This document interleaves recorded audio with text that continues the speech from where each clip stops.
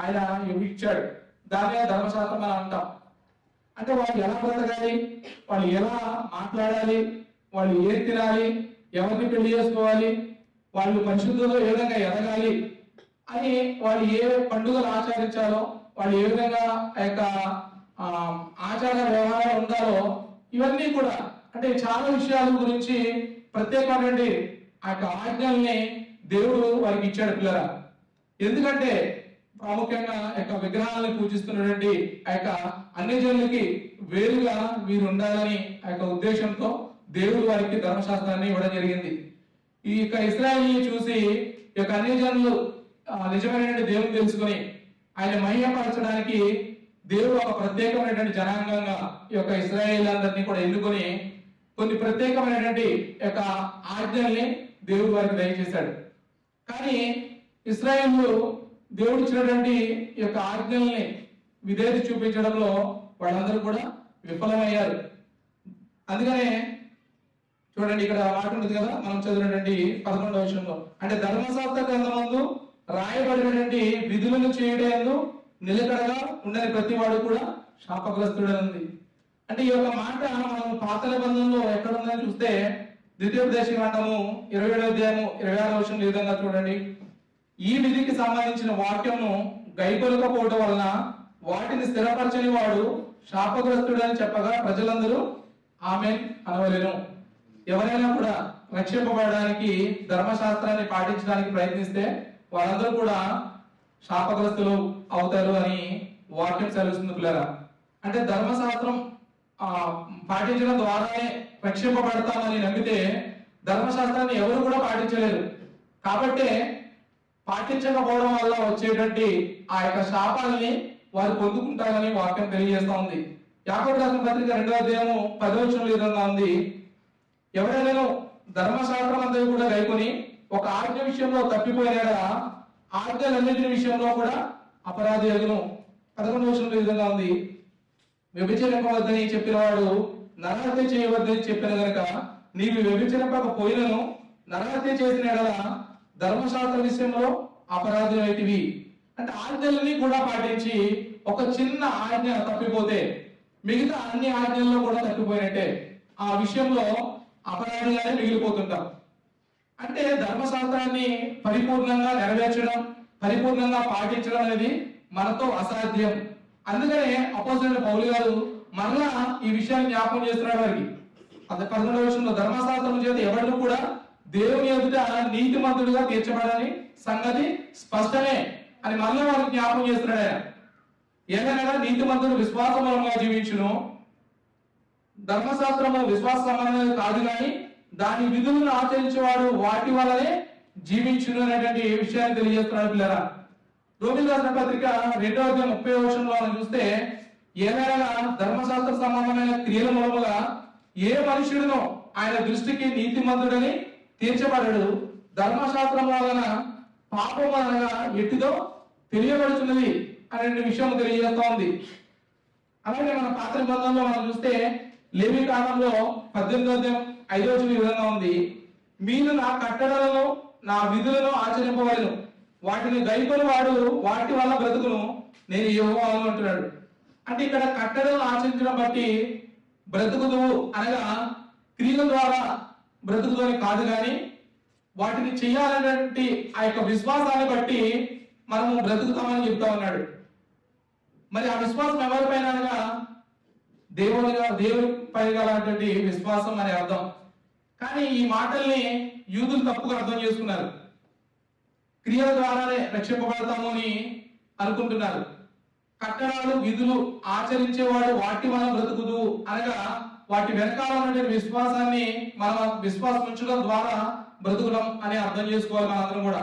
కానీ అంతేగాని ఆ క్రియలు చేయడం ద్వారా మాత్రమే రక్షింపబడతాము అనేది కాదు అని మనకు అర్థం కావాలి పిల్లరా.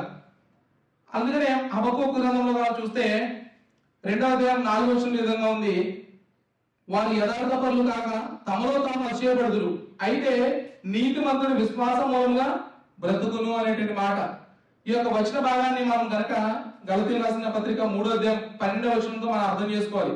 ఈ యొక్క హబక్కూకు గ్రంథంలో 2వ అధ్యాయం 4వ వచనాన్ని ఈ యొక్క వాక్య పిలుగులో మనము ఈ యొక్క 12వ ఆ వచనాన్ని మనకు చదివితే మనకు క్లియర్ అర్థమవుతుంది.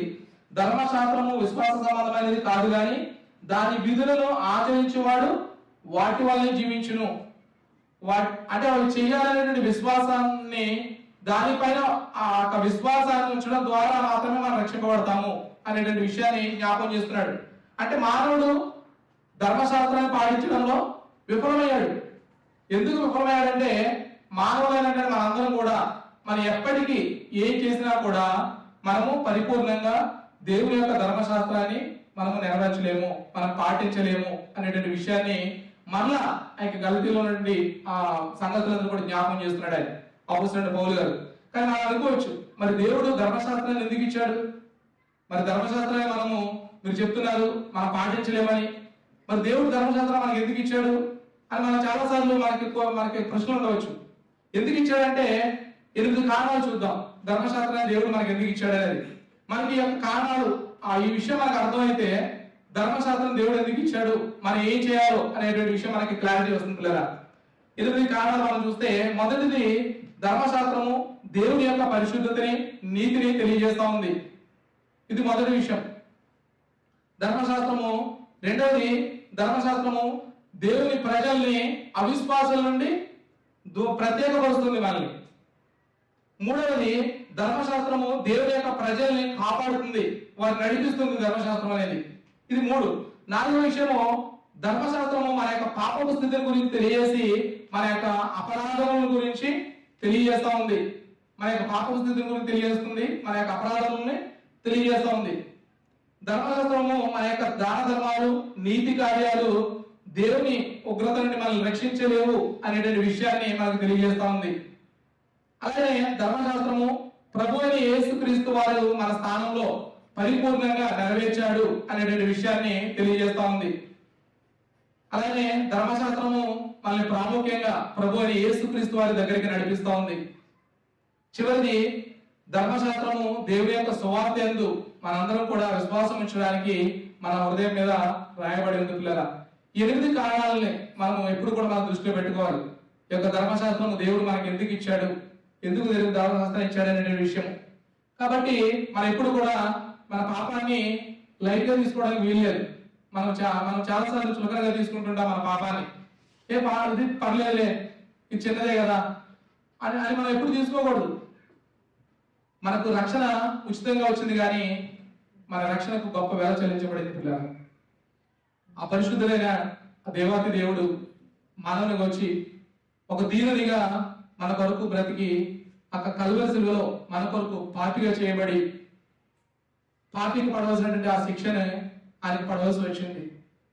మన పాపము అతి భయంకరము కాబట్టే, మన యొక్క పాపము అంతా భయంకరది కాబట్టే ఒక దీనునిగా దేవుడు ఈ భూమి మీదకి రావాల్సి వచ్చింది పిల్లరా. ఆ యొక్క కల్వరి శిలువలో అతి భయంకరమైనటువంటి ఆ యొక్క చావుని ఇచ్చేటువంటి ఆ కారణము మన యొక్క పాపమే. మన యొక్క పాపమే ఆ ప్రభువుని, ఆ పరిశుద్ధులైనటువంటి ప్రభు యేసుక్రీస్తు వారు ఆ యొక్క కల్వరి శిలువలో ఆయన ప్రాణత్యాగం చేశారు. దానికి కారణము మన యొక్క పాపం. ఆ విషయం మనకు అర్థం కావాలి. కాబట్టి పిల్లరా, మనం ఎప్పుడైతే పాపం చేస్తున్నామో అప్పుడు ప్రభు అయిన యేసుక్రీస్తు వారి యొక్క త్యాగాన్ని మనం మరిచిపోయి ఆ త్యాగాన్ని మనము దాటి వెళ్ళి మనం పాపం చేస్తున్నాము అనే విషయం మనకు అర్థం కావాలి. అంటే యేసుక్రీస్తు చేసినటువంటి ఆ గొప్ప త్యాగాన్ని కాదని ఆయన ముఖం మీద మనం ముందు వేసి మనం పాపం చేస్తున్నామని అర్థం చేసుకోవాలి మనం. అందుకనే మనం పాపం చేస్తున్నప్పుడు మనలో భయం రావాలి. మనకి యొక్క సత్యాన్ని అర్థం చేసుకుంటే ఇది దేవునికి విరోధంగా నేను చేస్తున్నాను అని తెలుసుకొని మనం మనం మన పాపం నుండి మనం దూరంగా పారిపోవాలి. ఒక జంతు ప్రేమికుడు తన ఇంట్లో చాలా కుక్కలు పెంచుకునేవాడు. తనకు ఒకే ఒక్క కుమారుడు ఉన్నాడు. ఒకసారి తను బయటకు వెళ్ళినప్పుడు ఆ కుక్కలని కూడా తన యొక్క కుమారులలో పడి భయంకరంగా చీల్చి చంపివేశాయి. తను ఇంటికి తిరిగి వచ్చిన తర్వాత చూసి నిజంగా ఆ విషయం తెలిసిన ఆ తండ్రి ఆ కుక్కలన్నింటిని కూడా చంపివేసి తన యొక్క జీవితంలో ఎప్పటికీ కూడా మరలా ఆ కుక్కలు పెంచుకోలేదు, మరలా వాటిని జ్ఞాపకం చేసుకోలేదు. మరలా అంటే తన ప్రియ కుమారుడు చంపినటువంటి ఆ కుక్కల్ని తన ఏకైక కుమారునికి చావుకు కానటువంటి ఆ కుక్కల్ని దూరంగా పెట్టి మరలా తన జీవితంలో ఎప్పటికీ కూడా మరలా జ్ఞాపకం చేసుకోలేదు. మనం కూడా మన దేవాది దేవుడైన ప్రభు యేసుక్రీస్తు వారి యొక్క మరణానికి కారణమైనటువంటి మన యొక్క పాపం మనం కూడా అలాగనే అసహించుకోవాలి. మన జీవితంలో మనం ఎప్పుడైతే పాపాన్ని దూరం పెడుతున్నామో, పాపాన్ని అసహించుకుంటున్నామో, మనం క్రీస్తుకు దగ్గరగా, క్రీస్తు యొక్క త్యాగాన్ని అర్థం చేసుకున్న వారంగా మనం ఉంటాం. మనం ఎప్పుడైతే పాపాన్ని ప్రేమిస్తున్నామో మనం క్రీస్తుని ద్వేషిస్తున్నాం, ఈ లోకాన్ని ప్రేమిస్తున్నాం అనే విషయం మనకు అర్థం కాదు. మన యొక్క పాపము ఆయన గొప్ప త్యాగానికి కారణమైతే, మరి అంతా ప్రభు యేసుక్రీస్తు వారు చావుకు మన యొక్క పాపం కారణమైతే, మరి మనం ఎంతగా పాపాన్ని అసహించుకోవాలి మన జీవితంలో. తన ఏకైక కుమారుడి చావుకు కారణమైన ఆ కుక్కల్ని తిరిగి మళ్ళీ ఎప్పుడు జ్ఞాపకం చేసుకోలేదు ఆయన. అంత జంతు ప్రేమికుడైంది, తన వాటిని దూరంగా పెట్టాడు. అలానే మన జీవితంలో కూడా మన పాపము దేవాదేవుని యొక్క మరణానికి కారణమైంది కాబట్టి దానిని మన జీవితంలో ఎప్పుడు కూడా మన పాపాన్ని మనం అసహించుకోవాలి, మనం దూరంగా పెట్టాలి పిల్లరా. సాధారణంగా ఆ రోజుల్లో రోమిలు నేరాలు చేసిన వారిని సిలువేసేవారు, వారందరినీ కూడా శాపగ్రస్తులు అనేవారు. ప్రభు యేసుక్రీస్తు వారు ఆ యొక్క కల్వరి శిలువలో తాను మన స్థానంలో మరణించి మన కొరకు శాపగ్రస్తునిగా అయినాడు పిల్లరా. మనము ద్వితీయోపదేశకాండంలో 22వ అధ్యాయం 22, 23 విషయాలు చూస్తే, మరణ శిక్షకు తగిన పాపం ఒకడు చేయగా అతని చంపి మ్రాను మీద వేలాడదీసిన యెడల అతని శవము రాత్రి వేళ ఆ మ్రాను మీద నిలవకూడదు. వేలాడదీయబడిన వాడు దేవునికి శాపగ్రస్తుడు గనుక నీ దేవుడైన యెహోవా స్వాస్థ్యముగా నీకు ఇచ్చిన దేశమును నీవు అపవిత్రపరచుకున్నట్లు అగత్యముగా ఆ దినమున వాణిని పాతి పెట్టవలెను. చూడండి, ప్రభు యేసుక్రీస్తు వారిని యూదులు అంగీకరించుకోవడానికి ఒక కారణం ఏంటంటే, వారి దృష్టిలో యూదుల రాజు అంటే ఒక గొప్ప ధనవంతుల కుటుంబంలో పుడతాడు, అంటే గొప్ప పేరు ప్రఖ్యాతులు కలిగి ఉంటాడని, ఒక రాజభవనంలో ఉంటాడని, ఒక పెద్ద యుద్ధం చేసి వారిని విమోచిస్తాడు అనేటువంటి ఆ నమ్మకాన్ని వాళ్ళు కలిగి ఉన్నారు. కానీ ప్రభు యేసుక్రీస్తు వారు ఒక పశువుల పాకలో పుట్టాడు, ఒక బీద కుటుంబంలో పుట్టాడు. ఆయన సాధారణ మనిషిగా ఈ యొక్క ప్రజల మధ్య బ్రతికాడు. ఆయన ఒక ప్రజలకు ఒక సేవకునిగా ఆయన ఉన్నాడు పిల్లరా. ఒక బలహీనటువంటి వ్యక్తిగా, తన్ను తాను కాపాడుకోలేనటువంటి ఒక వ్యక్తిగా ఆ యొక్క భయంకరమైనటువంటి ఆ శిలువ శిక్షణ భరించి ఆ కల్వరి శిలువలో ఆయన ఒక దీనునిగా మరణించాడు. మనందరి దృష్టిలో కూడా ఒక రాజు అనుకోగా మనం ఏమనుకుంటాం అంటే, చుట్టూ వేల మంది సైనికులు, విలువైనటువంటి వస్త్రాలు, గంభీరమైనటువంటి స్వరం, చూడ్డానికి భయపడేటువంటి ఒక వ్యక్తిత్వం కలిగి ఉంటే ఆయన రాజు అనేది మనం అనుకుంటుంటాం. ప్రపంచంలో ఉన్నటువంటి రాజులందరూ కూడా యుద్ధాలు చేసి ఇతరులు చంపి గెలిస్తే, ఈ పరలోకపు రాజు మాత్రం మనందరి వరకు తానే మరణించి ఒక నిజమైన విజయాన్ని మన జీవితాలకి దేవుడు ఇచ్చాడు కదా. ఆది కాండంలో మనము 2వ అధ్యాయం 3వ అధ్యాయంలో ఈ యొక్క శాపము ఏంటంటే మరణం అని వాక్యం తెలియజేస్తా ఉంది. అంటే ధర్మశాస్త్రాన్ని బట్టి రక్షింపబడడం మనకు అసాధ్యం. ధర్మశాస్త్రంలో మనకు నిరీక్షణ లేదు. కేవలము ప్రభువు యేసుక్రీస్తు యందే మన విశ్వాసం ఉంచడం ద్వారా మాత్రమే మనం రక్షింపబడతాము. క్రీస్తులో మనకి నిరీక్షణ ఉంది అనేటువంటి విషయం మనకు అర్థం కావాలి పిల్లరా. ఒక 5 సంవత్సరాలు ఒక చిన్న అబ్బాయి చాలా దాహం అవుతుంది, కానీ అందుబాటులో తను దాహం అంటే తాగడానికి నీళ్లు లేవు. ఒక పెద్ద వాటర్ బాటిల్ ఉంది, ప్రయత్నం చేస్తున్నాడు ఆయన.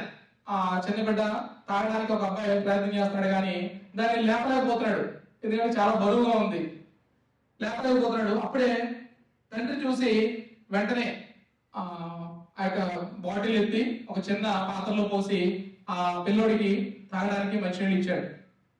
అప్పుడు తన కుమారుడు దాహం తీర్చుకున్నాడు.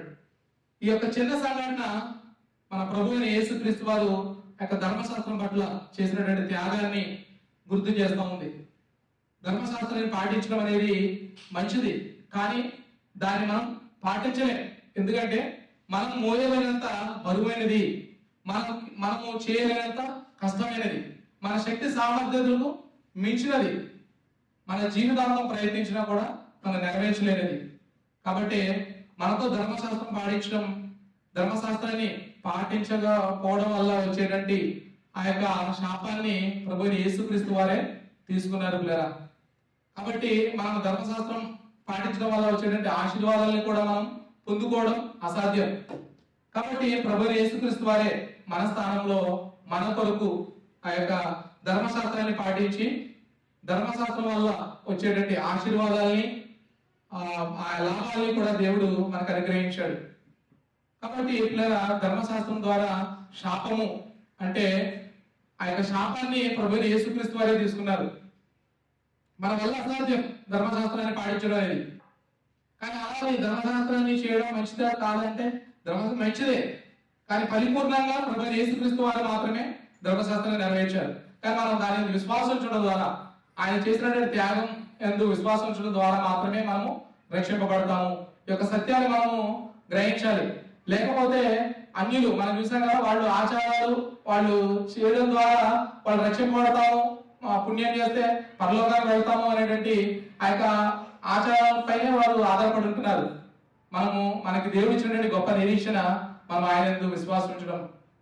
దేవుడు మన కొరకు ఆయన గొప్ప త్యాగాన్ని చేశాడు. మనం చేయవలసింది ఏదీ లేదు, మన పాత్ర దీనిలో లేదు, మనం కేవలం ఆయన ఎందు విశ్వాసం ఉంచడం మాత్రమే.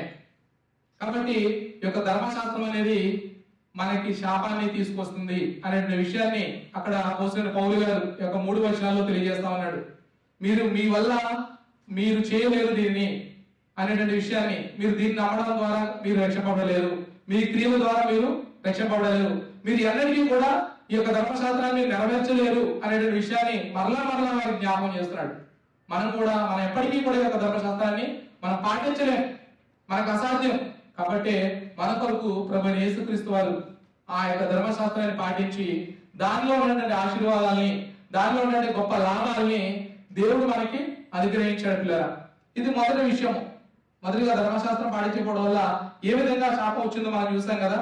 ఇప్పుడు ఆ ధర్మశాస్త్రాన్ని మన కొరకు పాటించి రక్షణ తీసుకొచ్చినటువంటి యేసుక్రీస్తు గురించి మనం చూద్దాం. 2వ భాగంలో క్రీస్తు ద్వారా రక్షణ 13-14 వచనాల్లో ఈ విధంగా ఉంది. ఆత్మలో కూర్చున్న వాగ్దానము విశ్వాసం వలన మనకు లభించినట్లు అబ్రహాము పొందిన ఆశీర్వచనము క్రీస్తు యేసు ద్వారా అన్యజనులకు కలుగుటకై క్రీస్తు మన కొరకు శాపమై మనల్ని ధర్మశాస్త్రం యొక్క శాపము నుండి విమోచించెను. ఇందును గురించి మ్రాను మీద వేలాడిన ప్రతి వాడును శాపగ్రస్తుడు అని వ్రాయబడినది. అంటే అబ్రహాము ద్వారా ఇశ్రాయేలు ఏ విధంగా ఆశీర్వదింపబడ్డారో అలాగే ప్రభువైన యేసుక్రీస్తు ద్వారా సర్వ మానవాళి అందరూ కూడా ఆశీర్వదింపబడుతున్నారు. ఆ ఆశీర్వాదము మనకు ఇప్పుడు ఉంది. అంటే ఇక్కడ అంటున్నాడు కదా, ఆత్మల గురించిన వాగ్దానము విశ్వాసం వల్ల మనకు లభించినట్లంటే రక్షణ గురించినటువంటి వాగ్దానం మన యొక్క విశ్వాసం వల్ల మనకు లభించినట్లు, మన రక్షణ గురించినటువంటి వాగ్దానం దేవుడు ఇచ్చాడు మనకి. దాని మీద మన విశ్వాసం ఉంచడం ద్వారా మనం రక్షింపబడతాం. అది మనకు లభించినట్లు అబ్రహాము పొందినటువంటి ఆశీర్వచనము క్రీస్తు యేసు ద్వారా అన్ని జనులకు కలుగుటకై క్రీస్తు మన కోసము శాపమై మనల్ని ధర్మశాస్త్రం యొక్క శాపము నుండి విమోచించినటువంటి విషయం చూస్తా ఉన్నాం పిల్లల. మొదటిగా ధర్మశాస్త్రం నుండి శాపం వచ్చింది. ఆ శాపాన్ని ప్రభువైన యేసుక్రీస్తు వారు దాని నుండి మనల్ని విమోచించారు అనేటువంటి విషయాన్ని జ్ఞాపకం చేస్తా ఉన్నాడు.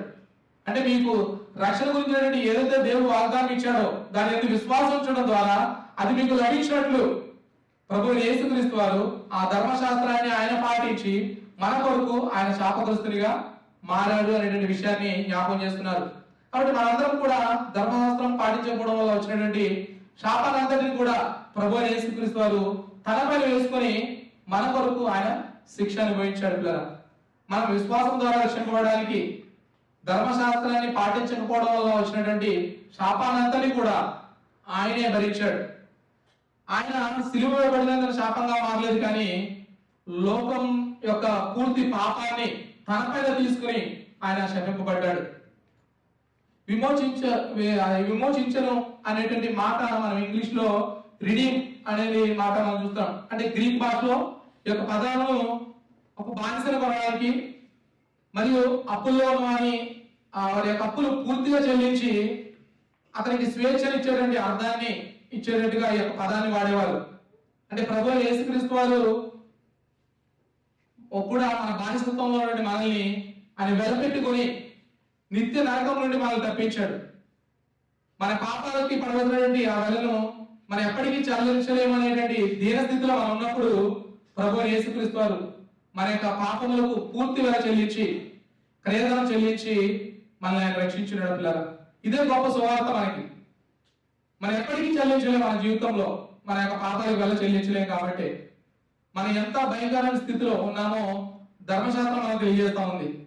కాబట్టి ఆ యొక్క దీన స్థితిలో నుండి మన కొరకు ఆయన వెల చెల్లించాడట. ఆయన పూర్తి తన ప్రాణాన్నే ఇచ్చాడు మన కొరకు. అంత గొప్ప వెల చెల్లించి ఆయన మనల్ని రక్షించాడు అనే విషయాన్ని తెలియజేస్తా ఉంది. మొదటి పేతురు రాసిన మొదటి పత్రికలో చూడండి, మొదటి అధ్యాయం 19వ వచనంలో ఈ విధంగా ఉంది. అమూల్యమైన రక్తము చేత అనగా నిర్దోషమును రక్తము చేత విమోచింపబడతారని మీరు అడుగుతారు కదా. మనం ఏ విధంగా మనం విమోచింపబడ్డామంటే నిష్కలంకమైన నిర్దోషమును గొర్రె పిల్ల వంటి క్రీస్తు రక్తము చేత, అమూల్యమైనటువంటి రక్తము చేత మనం విమోచింపబడ్డాం అనేటువంటి సత్యాన్ని మనం తెలుసుకోవాలి. అలాగే 2వ కొరింథీయుల రాసిన పత్రికలో 5వ అధ్యాయం 20వ వచనంలో ఈ విధంగా ఉంది. ఎందుకనగా మనం ఆయన యందు దేవుని నీతి అగుపడినట్లు పాపం ఎరుగని ఆయనను మన కొరకు పాపముగా చేసాను. పాపం ఎరుగని ఆ పరిశుద్ధమైన దేవుణ్ణి మన కొరకు మనం ఆయన్ని పాపముగా చేసి ఉన్నామంట. అంతగా ఆయన విమోచించాడు మనల్ని. కాబట్టి మన 14వ వచనంలో చూస్తే మనలో మనం వాక్య భాగానికి తిరిగి వెళ్ళి, ఇందుని గూర్చి రాజు మీద వేలాడిన ప్రతి వాడు కూడా శాపగ్రస్తుడు అని రాయబడింది.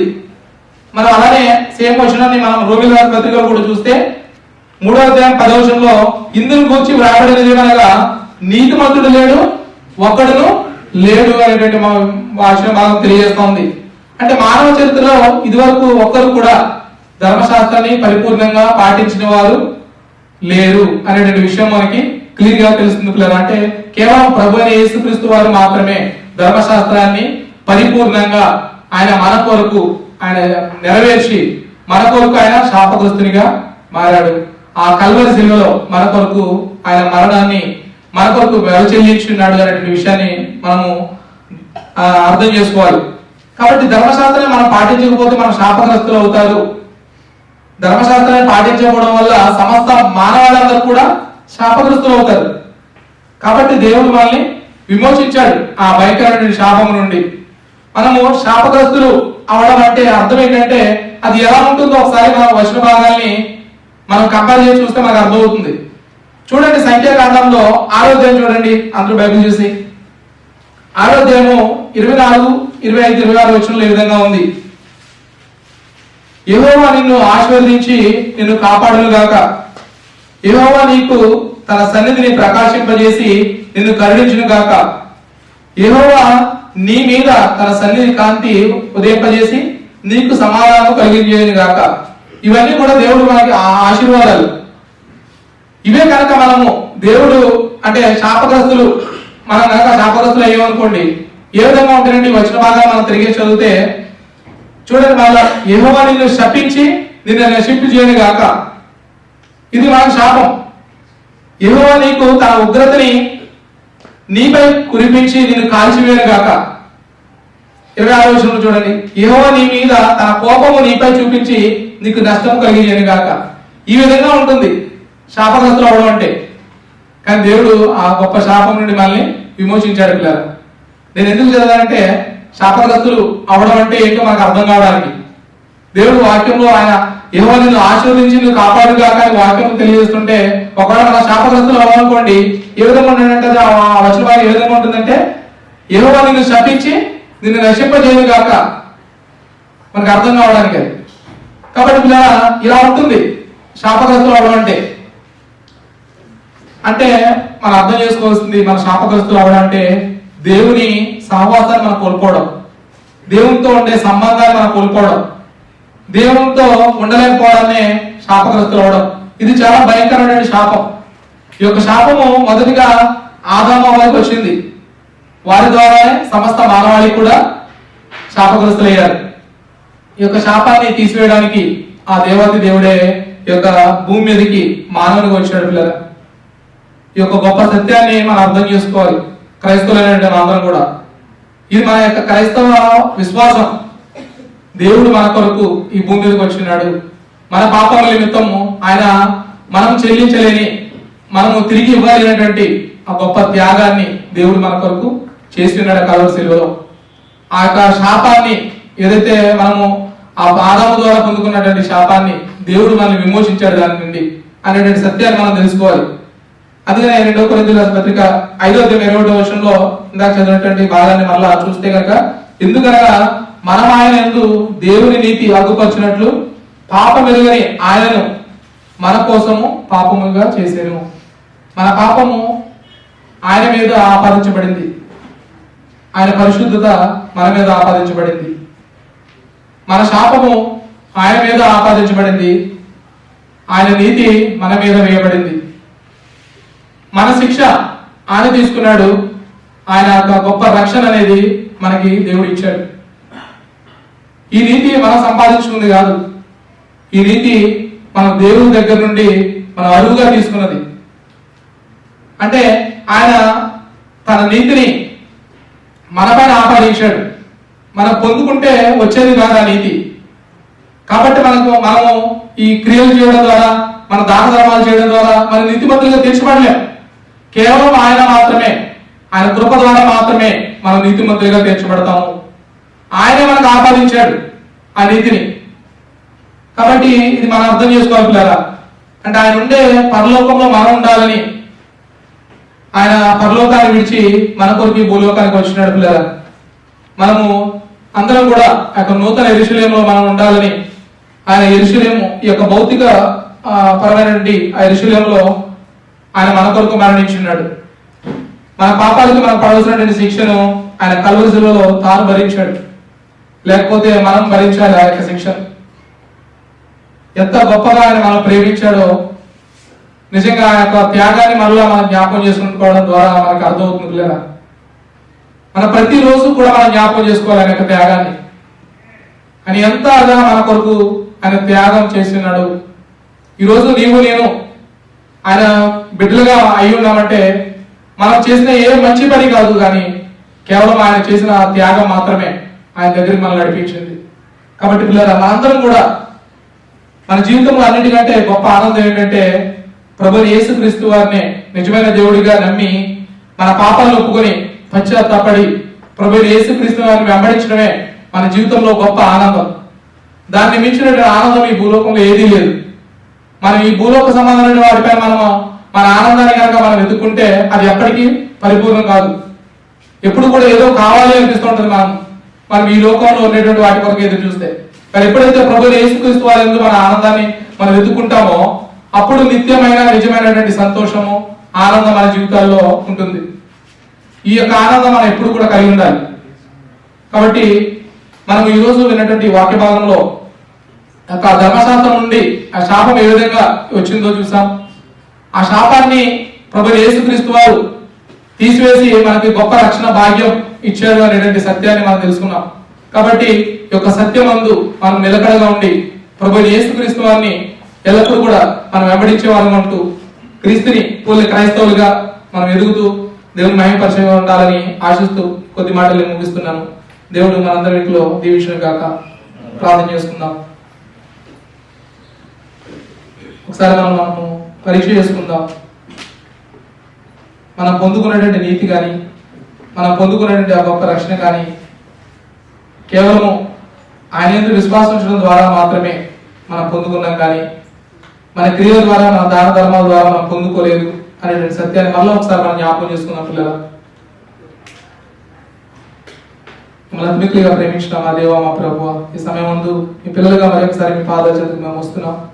నైనా మీరు మా కొరకు ఎంత గొప్ప త్యాగాన్ని మీరు చేసి ఉన్నారో మీ వాక్య భాగంలో కూడా మేము చూసాం. నాయన దేవ తెలుసుకున్నటువంటి మేమందరం కూడా క్రీస్తును పోలిన క్రైస్తవులుగా దేవ మీ పిల్లలుగా మేము మీరు ఎదగడానికి మీరు ఆనందించడానికి నాయన మీ యందు మీ యొక్క స్వార్థను మేము అనేకులకు ప్రకటించడానికి మీ కృప మా అందరికి కూడా దయచేయమని ప్రభువు యేసుక్రీస్తు నామములో ప్రార్థిస్తున్నాం మా తండ్రి. ఆమేన్.